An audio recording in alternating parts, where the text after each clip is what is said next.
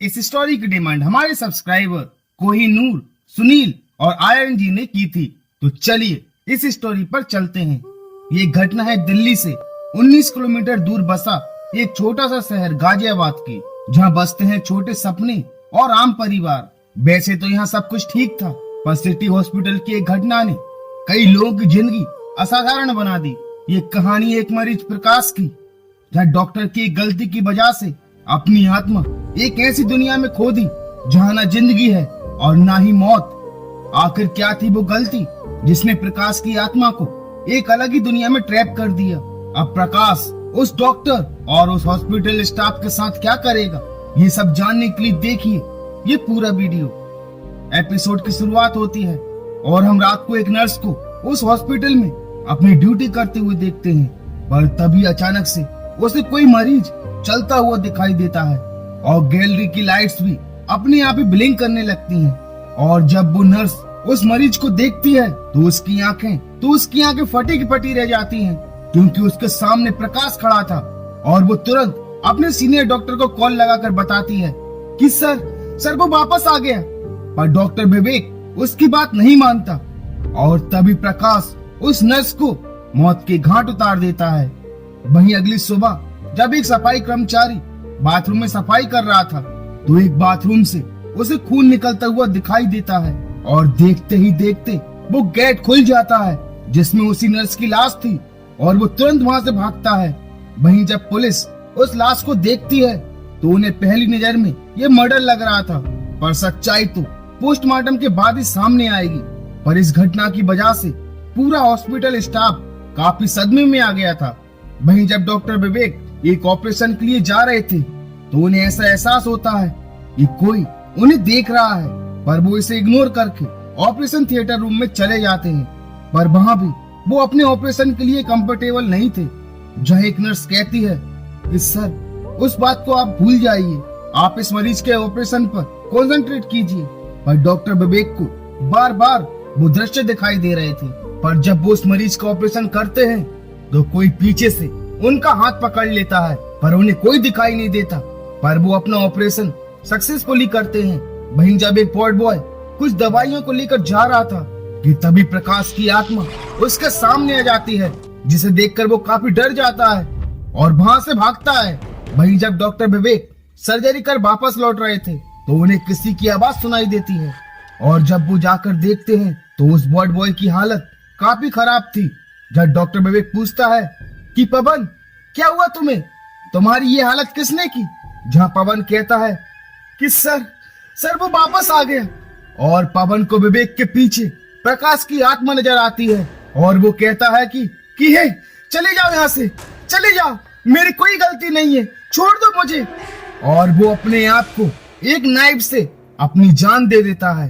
वहीं अब डॉक्टर विवेक को भी पूरा यकीन हो गया था कि ये सब प्रकाश ही कर रहा है और वो सीधा प्रकाश के रूम में चला जाता है, जहाँ प्रकाश कई महीनों से कोमा में था। ना तो वो हिल डुल रहा था और ना ही उसके शरीर में किसी प्रकार की हरकत थी। और विवेक को अपने द्वारा की हुई गलती याद आती है, जिस वजह से प्रकाश की ऐसी हालत हुई। प्रकाश को किसी प्रकार की दिमागी बीमारी थी और वो अपनी सर्जरी कराने के लिए ही इस हॉस्पिटल में एडमिट हुआ था। उसकी एक बेटी थी रेवा, जिससे वो बहुत प्यार करता था। जहाँ डॉक्टर विवेक कहता है कि प्रकाश घबराओ मत, तुम जल्दी ठीक हो जाओगे, तुम बिल्कुल सेफ एंड में हो और तुम्हें अपनी बेटी को भी तो एक डॉक्टर बनाना है, चिंता मत करो। और जब प्रकाश को सर्जरी के लिए ले जाया जाता है तो सब कुछ नॉर्मल था, पर जैसे ही वो उसकी सर्जरी करते हैं तो उसकी हार्ट बीट काफी कम हो जाती है, उसका पूरा शरीर कपकपाने लगता है। जब विवेक पूछता है कि नर्स क्या तुमने इसका ब्लड शुगर चेक किया था? जहाँ नर्स कहती है कि सर मैं भूल गई। जब विवेक उनकी हार्ट बीट को नॉर्मल करने की काफी कोशिश करते हैं, पर वो नाकाम रहते हैं और इस गलती की वजह से ऑपरेशन फेल हो गया और प्रकाश कोमा में चला गया। पर उसकी आत्मा इसी हॉस्पिटल में ट्रैप हो गई और अब उन सबसे बदला ले रहा है, जिसका जिम्मेदार वो अपनी हालत को मानता है। वहीं इस इंसिडेंट के बाद प्रकाश अपने सीनियर से भी कहता है कि सर जो भी इस हॉस्पिटल में हो रहा है और जिन जिन लोगों की मौत हुई है उसका जिम्मेदार प्रकाश है। और सीनियर कहता है कि प्रकाश वो तो कोमा में है, वो कैसे ये कर सकता है? जब विवेक कहता है कि सर ये सब उसकी आत्मा कर रही है, पर आत्मा वाली बात सुनकर सीनियर डॉक्टर उसे सस्पेंड कर देता है और डॉक्टर विवेक सीधा जाकर रेवा से मिलता है, क्योंकि वो इस सच्चाई को रेवा को बताना चाहता था। और वो कहता है कि तुम्हारी डैड की ऐसी हालत मेरी वजह से हुई है। नर्स ने उसका ब्लड शुगर चेक नहीं किया था, जो मुझे पता नहीं था, और मेरी इस गलती की वजह से वो कोमा में चले गए। जिसे सुनकर रेवा काफी भड़क जाती है और तुरंत घर से जाने के लिए कहती है, पर विवेक उसे समझाने की काफी कोशिश करता है कि रेवा अब तुम ही हमारी मदद कर सकती हो। तुम्हारे डैड की आत्मा उन सबसे बदला ले रही है जिन्हें वो अपनी इस हालत का जिम्मेदार मान रहे हैं। वो ऑलरेडी 2 लोगों की जान भी ले चुके हैं। देखो रेवा, अब तुम ही हमें बचा सकती हो। पर रेवा इस आत्मा वाली बात पर विश्वास नहीं करती और विवेक को वहां से भगा देती है। वहीं प्रकाश की आत्मा एक और नर्स को मौत की घाट उतार चुका था और अब बारी थी विवेक की। वहीं जब विवेक उस नर्स की लाश को मॉर्ग रूम में देखने जाता है तो वहाँ काफी सारी आत्माएं उस पर हमला कर देती हैं और वो बेहोश हो जाता है, पर वो ये सपना देख रहा था। वहीं विवेक के पास सिर्फ एक ही रास्ता बचा था अपने आप को बचाने का, और वो था कि वो किसी भी तरह रेवा को मना ले उस आत्मा से छुटकारा पाने के लिए। और वो एक लेडी तांत्रिक के साथ रेवा के घर पहुंच जाता है, जहाँ रेवा उन दोनों को वहां से जाने के लिए कहती है। पर वो तांत्रिक कहती है कि मैं जानती हूँ कि तुम्हारे पापा तुम्हें एक डॉक्टर बनाना चाहते थे। जहाँ रेवा कहती है तो क्या हुआ, ये तो आपको इन्होंने ही बताया होगा, और वो गेट बंद कर देती है। पर वो तांत्रिक कहती है पर ये तो नहीं बताया था कि तुम्हारे पापा तुम्हें गुजरात के गांधी मेडिकल कॉलेज में पढ़ाना चाहते हैं। जिसे सुनकर रेवा भी चौंक जाती है कि ये बात तो सिर्फ मेरे और पापा के बीच में थी, पर इन्हें कैसे पता चली। और वो गेट खोल देती है, जहाँ वो तांत्रिक कहती है कि मैं और भी बहुत कुछ जानती हूँ। तुमने भी ये महसूस किया है कि तुम्हारे पापा तुम्हारे आसपास हैं। रेवा, हमारी मदद करो, तुम इस सबको रोक सकती हो। अपने पापा की आत्मा को शांत कर उन्हें मुक्त कर सकती हो। वो जिंदगी और मौत के बीच भटक रहे हैं। क्या तुम चाहती हो कि तुम्हारे पापा की आत्मा इसी तरह भटकती रहे? हमारी मदद करो रेवा, हमारी मदद करो। और रेवा मान जाती है और तीनों सीधा हॉस्पिटल पहुंच जाते हैं, जहां वो तांत्रिक रेवा से कहती है कि जाओ अपने पापा से बात करो।